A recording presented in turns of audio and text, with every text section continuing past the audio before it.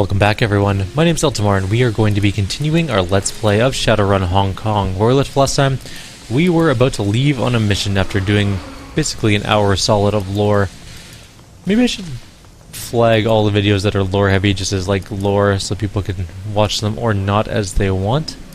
But we're going to do a mission now, so here we go. Captain Jomo. Captain Jomo is busily playing some kind of gambling game on his comlink. It beeps and flashes as he taps away. Come on, Jomo, win not lose, maybe buy yourself a new hat. He doesn't appear to have noticed you at all. The game makes a sad, defeated noise. Jomo curses under his breath, nose wrinkling in disgust. Finally seems to notice you. Stupid game. Always cheats me, never a good hand. Now, kindly Cheng sends you, We need Captain Jomo to take you to play pirate. That's right. And we're off. Alright, so we're going to bring Isabel. I'm just going to take a look at our samurai guy. Oh man, I kind of want to try him, but at the same time I think not bringing a shaman's a bad idea. I actually really like our main team. If we had a Decker or shaman as our main character, I would totally bring Gaichi with me. We don't really need two people. He is 6 strength, that's actually not that much strength. Pretty good with throwing weapons, close combat, melee, all of the skills really. He doesn't have any cyberware? Nobody has claws. Oh, he does. He has infected claws. Nothing. And infected. All of his stuff is just infected stuff. I don't know what that means exactly. But we're bringing along these people. Let's see what this loading screen has to tell us. You ride out to the Nelchi. The ride out to the Nelchi is nerve-wracking. Captain Jomo seems an expert pilot, but massive waves threaten to scuttle his small boat at every turn. Deep thunder rolls in the distance, and at the edge of your vision, lightning occasionally illuminates your target, the MV Nelchi. As Jomo pulls your small craft directly up to the bow of the Nelchi, where you're least likely to be spotted. He throws a rope ladder up over the side, hustling you aboard before pulling away. Time to get to work. And we don't need to bring anything along. We're good. We're just going in. We don't need a lot of decking and stuff, but we'll find out. Climbing onto the foredeck of the Nelchi, you pause and catch your breath. The cargo ship rolls and pitches with the waves that batter her sides, and rain assails the deck. A deep thunder rolls overhead. After a tense moment, waiting for the inevitable alarm klaxons, you hear nothing but the storm. Isabel looks over the edge of the ship towards the rapidly direction. I'm gonna guess that is a little bit out of order. Towards the direction Captain Jomo piloted is, but rapidly away, maybe? Or the rapidly fleeing Captain Jomo? I don't know, whatever. The pirate really knows how to move that boat. I'm impressed. Gobbet nods, picking your teeth with a nail. I'm buying that guy a bottle of Old Man Cho's Black Deck Hooch if we make it out in one piece. Fancy driving, boating, whatever you call it. We'll want to keep low and stay below or behind cover. Isabel sights down her rifle into the darkness of the ship's deck. After a moment, she lowers her weapon and smirks. Looks good. Visibility is near zero, and the storm means no one will hear us coming. If we can stay out of sight, we should be able to get below decks without incident. If we do get spotted, I'm pretty sure they won't be able to radio for help. They'll have to get to a wired alarm. As long as we keep them away from those alarms, we're golden. Fair point. Let's stay quiet and move quickly. Isabel gestures towards a nearby computer readout that appears to be unlocked, affording easy access. You know, I could probably hack the ship's systems from that control box. Maybe we could get a better idea what's going on with the ship. Good idea. Good thinking. Smart. Go do that. Isabel, go hack the things. After a few moments fiddling with the cables, Isabel closes the panel up. There we go. I've rebooted the cameras and patched them into our comlinks and locked ship security out. They couldn't get into the cameras inside the ship though. They must be on a different circuit. So we can see the outside of the ship a little bit. Looks like there's some security. Oh, we've taken note of that one. There's people, some security personnel, stuff like that. Alright, let's go take a look around. So we don't want to get caught by these guys as much as possible. Not saying it's going to be easy. In fact, we'll probably end up getting caught. Ooh, there's another guy there. Actually, we can probably just run this way. Run, people. Go. Oh my god, our robot is going to get caught because it's slow as hell. Uh-oh. Okay, we're behind this box area now. Let's take a look around here. Where are we even supposed to get to? Way up there. There's so many people in here. How are we supposed to not get our teammates caught, I guess, is probably the question on my mind. I guess we're going up this way. Okay, go. Up to here. Maybe it's only your main character that counts. I guess we'll find out really soon, because Isabel is taking her sweet-ass time to get up here.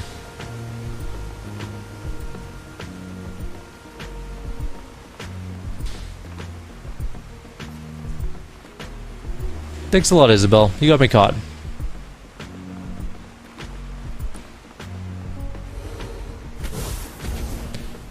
I might as well just reload and just go in hot to start with and kill everyone on the way, because that is annoying. What time is it? That's not even today. It's that one. We haven't quick saved for a while. I guess we're doing the autosave.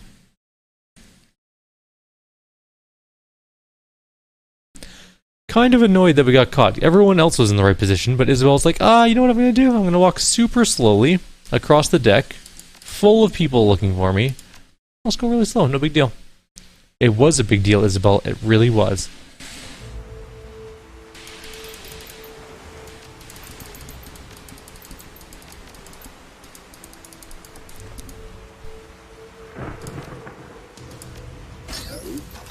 Okay. I'm gonna save. Try this again.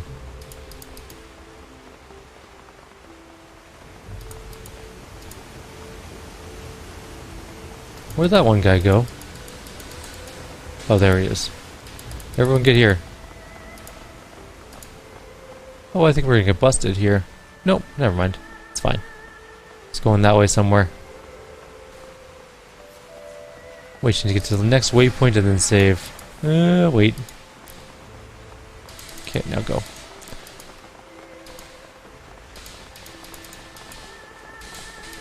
Get into here. That robot is so friggin' slow. Okay, well, we got into this one now, at least. Stage 1 complete.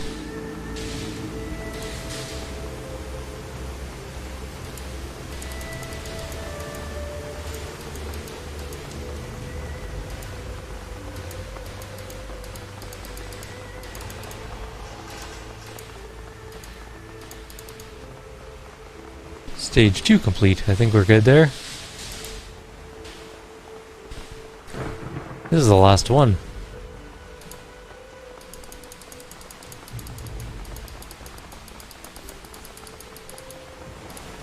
Hit that thing. Nice. Alright, we made it. We've jumped into the ship nice and secretly. We got 1 karma for that. As you creep down onto D-deck, the ship is eerily quiet. The sound of the withering storm is muted to low moans of wind and shuddering vibrations when lightning strikes. Collecting yourself, you listen carefully for other sounds. Nothing. Your presence on the ship appears to be, as of yet, unnoticed. Squeezing waters out of ropes of her hair, Gobbet nods in satisfaction. Nicely done. We're almost to the goods. And the rest of the ship's got no idea we're here. Fighting down here will definitely get their attention, though. Let's play it smart. We get the goods, radio our pickup, and get out. Exactly. Let's rip this up. Keep your eyes open, Seattle. We've gotten this far by being careful. No reason to change that now. I like to get home without any extra lead in my body. Fair point, but no guarantees. We need to find a computer terminal. Okay, there's nothing in here, but there's an electrical box. Let's do something with that. The panel's door is hanging open, the wires inside sparking occasionally. It looks like somebody was recently in the process of working on the cabling, but was called away. This might prove useful access to ship systems. Searching through the wires and cables. Yeah, it looks like someone... Oh, we already did that. Rewire the cameras. There you are. You should be receiving the camera feeds on your comlink. Rector rapidly begins rewiring the electronics panel, swapping plugs and wires across several boards. After a moment, the panels emits a soft beep. Alright, so we can see in here, there's a mess hall. We can't see in here, though. I'm gonna save and then take a look. We may just have to reload if we end up in a fight. No, there's a diagnostic computer. Let's take a look. The computer appears to be for monitoring and controlling ship systems, power routing, alarm systems, and bilge pumps. Like everything else on the Nelchi, it's an obsolete piece of junk that doesn't even have VR interface, just a touchscreen and keyboard. Hey, you know what? I bet we could screw with the guards down here using this computer, draw them away to a different deck or something. Investigate the power routing system. The power routing system appears to be connected only to some low-level functions, sewage control, HVAC, and backup battery control. It doesn't look like there's much you can do with those. Alarm systems. The alarm systems don't seem connected with the actual security alarms. It appears to be primarily a voltage and short-out protection system that engages if there's a power overload somewhere on the ship. A few tweaks and you could probably fake a voltage overload elsewhere on the ship. Do it. After a few adjustments, you set off a system test for an alarm on C deck. It won't fool anyone for long, but they'll have to go to C deck to make sure it's not a real alarm.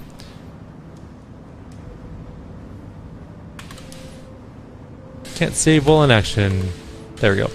Nope, still can't save while in action, apparently. Now can I save? Yay! Save complete.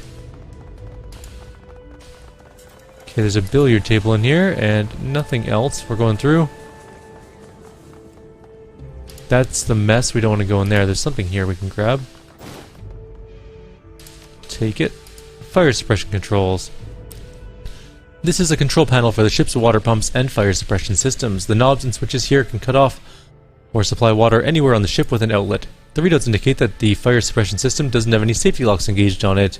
By adjusting the pressure, you can flood down the hallways leading to this deck, slowing down any guards trying to reinforce the area. This would set off a system-wide alarm and draw every available guard to your position.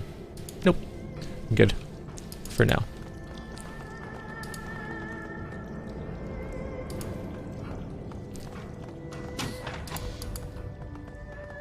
Okay, I'm gonna save here. There's clearly a thing here. There's a pickup. Take it. And we're gonna go...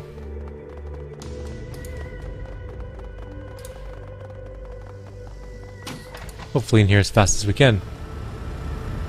Tissue storage and the data test computer. Let's try this one first. Eastern Tiger File OS 221. Development Diary, Project Overview, Phenotypic Alteration, Longevity Research. Please select File Data. Number 1. Initial research into metagenetics presents a singular challenge, to wit the study of, not of genes themselves, but of the interaction between genetics and the unseen world of astral space. If the creation of a particular metatype or magically expressed phenotype was as simple as the recombination of given amino acid sequences, then the creation of mages would be as simple as the expression of given eye color or skin tone. Unfortunately, such expressions are far more complex. The expression of traits previously considered to be supernatural is a complex interplay between mundane DNA, the condition of the ambient manosphere at the time of development, and the interactions between genes and what we have dubbed astral shadows. Any research into these is fraught with difficulty due to the resistance to traditional, that is to say technological instruments. Ergo, Omega Sequence 358G is a project decoupled from the usual safeguards against project overruns. We've been granted extensive magical assistance in our pursuit of higher metagenetic understanding as well as autonomy from legal concerns. As such, Omega Sequence project materials must be kept in Eastern Tiger secure facilities only. Deviation for this may result in local law enforcement interests, and subsequent cleanup costs can be prohibitive. Phenotypic alteration is the key sequence, which allows for the Omega Sequence project to progress. Ordinarily, an organism's phenotype is set and cannot be changed after a very early point in development.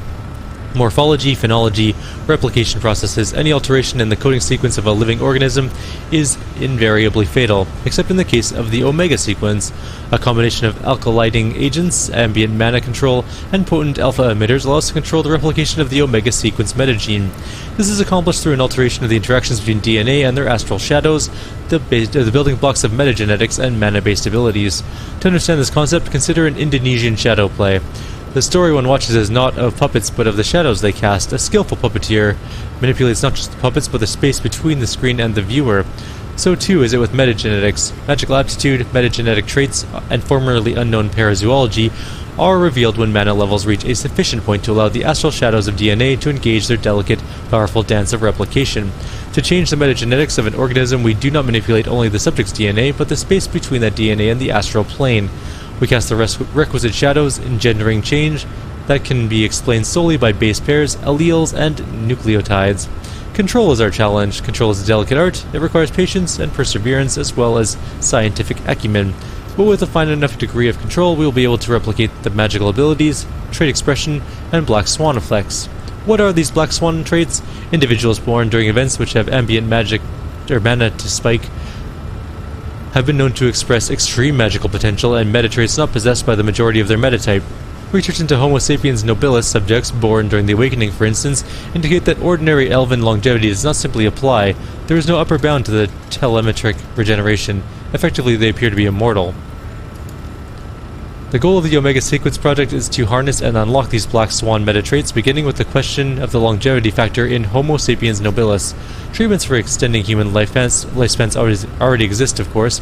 Organ transplantation can extend life by up to 50 years, and leonization treatment can theoretically extend life for several hundred, yet the drawbacks of these are apparent to any who scratch the surface.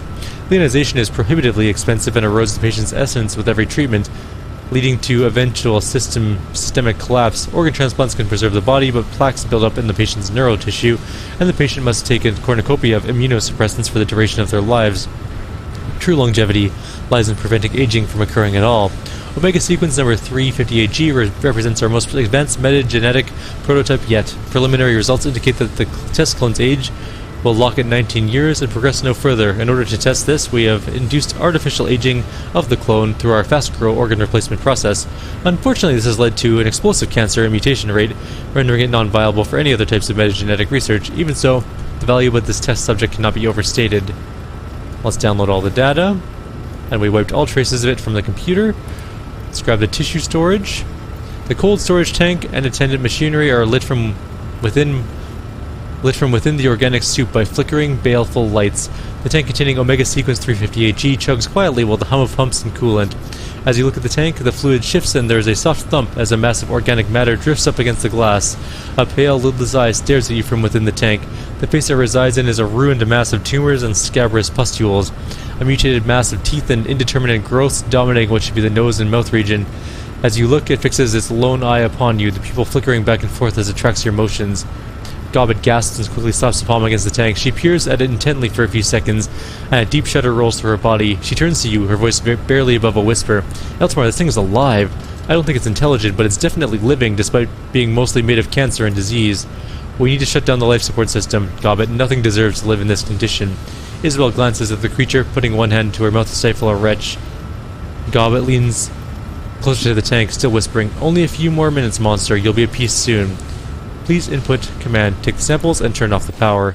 After a few moments of worrying, a small drawer opens to present you with a rack of vials. Each one contains a scrap of tissue. You power down the machinery, and the lights in the vat dim, and the creature slowly closes its single eye. As the last hum of power fades, the creature drifts away from the glass. With the data and tissue samples secured, you're ready to make your exit from the Nelchi. Pulling out your comlink, maybe? You dial Captain Jomo.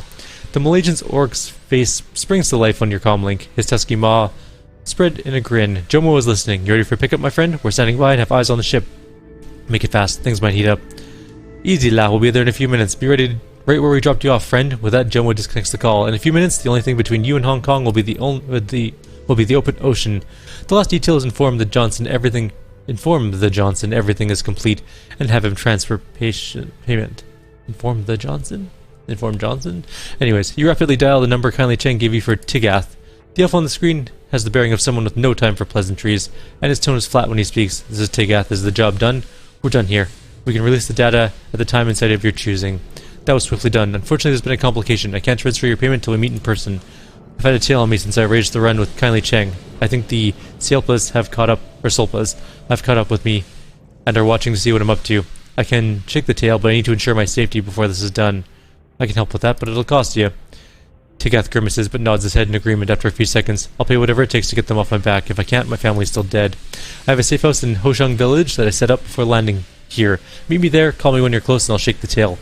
As long as we can get it handled in a hurry, I should be clear to get out of Hong Kong. Guess we don't have much of a choice. Sorry about all of this, I really am. You disconnect the call and pocket your comlink. Things just got a whole lot more complicated. I don't like this one bit, Eltimar. Last minute plan changes are the fastest way to get killed, especially if somebody bloodthirsty like the Supa rings. Sepa? Didn't that just change names? Wasn't it Solpa before? Anyways, Supa rings are involved. This whole thing stinks. Sure does, but hell, so we're gonna get paid. Listen, just keep your eyes open and be ready for anything. I want to come home in one piece, okay? As you start to move away from the Omega Sequence cargo, you realize your comlink is buzzing with an incoming call. Putting it back out of your pocket, you answer. The speaker is a young man with an air of intensity about him. He's got the eyes that you've seen a lot of as a Shadowrunner, full of casual violence and bloodshed. Eltimar, you've been making a lot of waves lately, haven't you? Naughty, naughty.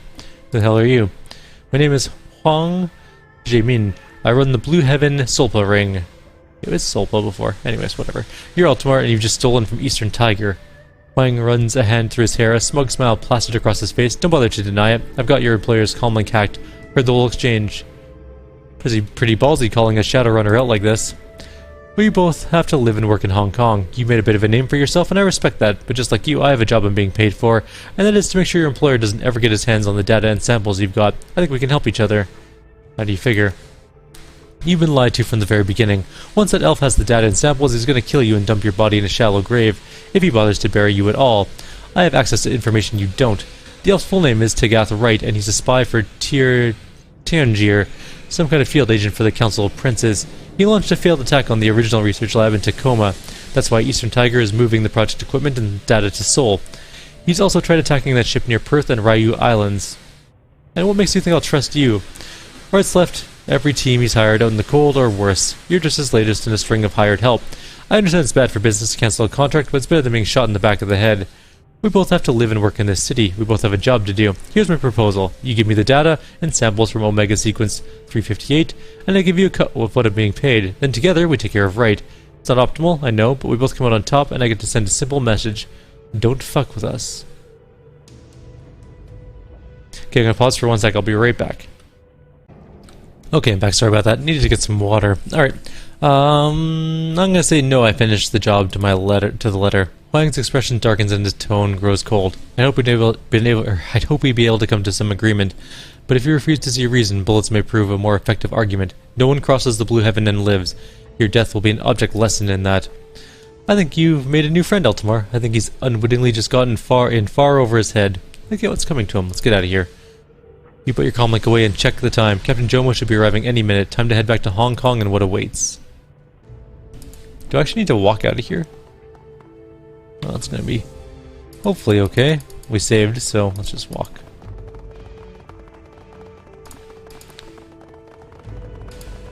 Oh yeah, we're fine. Let's just go back out the way we came in.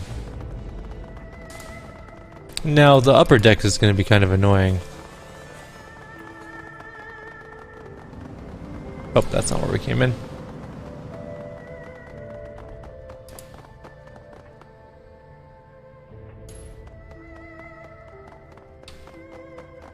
Was it... Wait, where's the stairs? Did we just start in this hallway somewhere? You know what? Let's just find the stairs. They gotta be around here somewhere. Or there's more things to inspect. I'll take that. Give it to Gobbet. For now? Where are we supposed to go? Oh, the stairs are there. Okay. Well, that's silly. I wonder if there's more things to loot, though.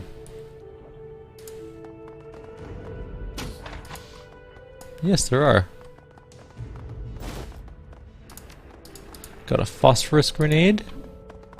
Gonna save again. It's always good to save a bunch. Let's see what we can... Maybe we can loot something on this corner, too. No, there's nothing in here. Shit. Alright. Yeah, okay. Stupid robot got caught.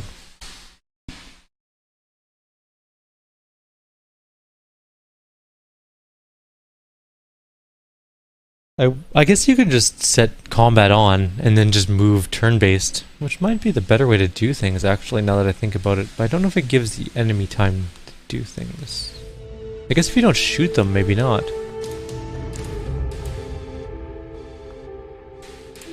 Okay, let's get out of here.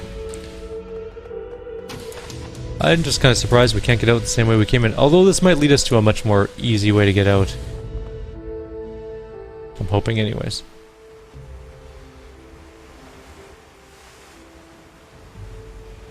We can disembark. Actually, I'm just going to quickly load back for 1 sec. I wanted to check one more thing really quickly before we head out. There was one more door I just noticed as we were loading up. Did I just load the autosave and I'm back on the top of the ship? Hope not, because that would suck. I think our goal probably is going to be to kill bullet teams, because one, I think we are being lied to by that one guy. But also, I don't like being threatened by the other guy, so I'm going to kill both teams. Maybe not at the same time. I wonder if we get the chance to like double cross people. Well, I'm not usually a big fan of double. Oh, there's that door doesn't do anything. Damn. All right. Well, I was hoping that we could go through that door, but apparently that is not the case. So we really are heading up to the top then. And we are free and clear. We're disembarking. All right. And that's pretty much going to be the end of our video, I think, for this particular mission. The boat ride back to Hong Kong is tense. Even Captain Jomo's jovial nature does little to lighten the mood. The deep storm swirls in the sky behind you. And although you've accomplished your mission, you wonder what's in store once you reach Ho Chung village. And what will be waiting for you in Ho Chung? Who will betray whom? And most importantly, how can you survive the night and still get paid? You're certain these mysteries will be revealed, but how you learn the answers could be deadly. I think this is a main story mission. I think maybe we should have done some other side missions first, but whatever. Too late now. The Ho Chung MTR station is a testament to high-class design left to rot over a period of 15 years, smelling of stale urine and mold. The stop has seen better days. With any luck, you'll be able to wrap this job up and leave Ho Chung before the sun is finally up. I have a bad feeling about this Eltimar. As much as I hate to admit it, Huang was making a lot of sense when he was talking about Tigath. Why change the venue at the last minute? This stinks, and it stinks more because I know Huang's going to hit us tonight. We'll have to play it by ear. Too many unknowns. I hate unknowns. Unknowns got Nightjar and Gutshot killed. Carter too, if you haven't forgotten. I'm not going to let that happen again. We should take it slow in Ho Chung. Look around. Get a sense of the place. Otherwise we may walk blindly into the hornet's nest. I am with you, Raptor. We are going to do that, but in the next video. Like always, if you have any suggestions or comments, please leave them below. I will see you guys next time. Take care.